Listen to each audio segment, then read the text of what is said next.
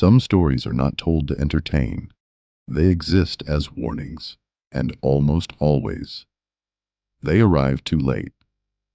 What you are about to hear does not come from a book, nor from a fictional script.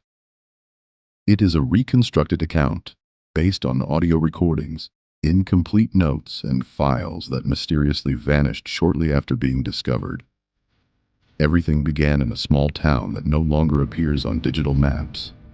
One of those places where time seems to move more slowly, and where people avoid asking too many questions. At first, nothing seemed out of the ordinary, just subtle details. A dog that refused to enter the house at night, streetlights that turned off by themselves at the exact same hour, people waking up with a disturbing feeling that they had been watched while sleeping.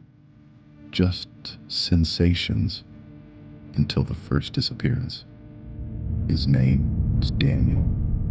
36 years old, he worked night shifts and then always drove home using the same route. On the last night he was seen, he sent a voice message to his wife.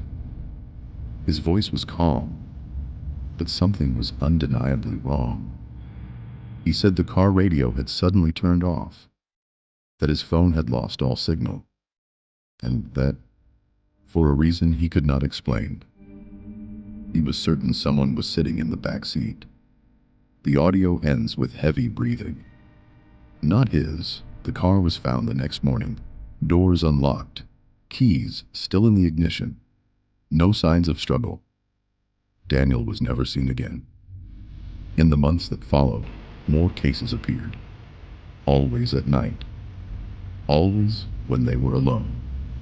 Always accompanied by strange recordings, messages, or handwritten notes.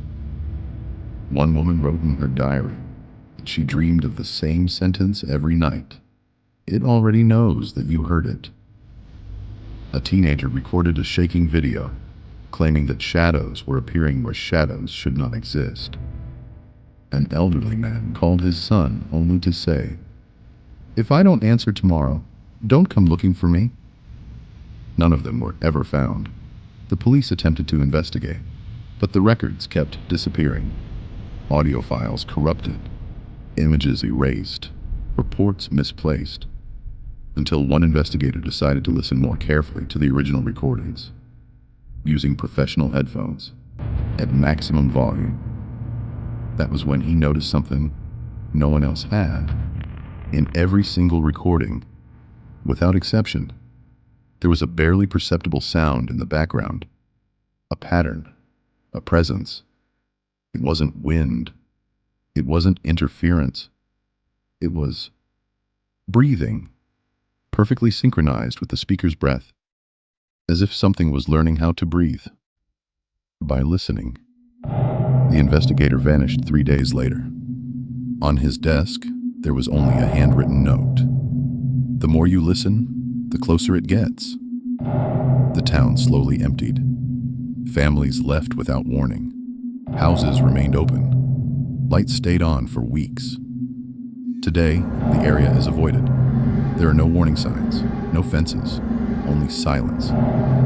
But strangely, people who pass nearby report the same feeling. The feeling that something is listening, now. As you listen to this story, pay attention to your surroundings, to the faintest sounds, to your own breathing. Because if all of this is true, maybe the story was never about that town. Maybe. It has always been about whoever listens until the end.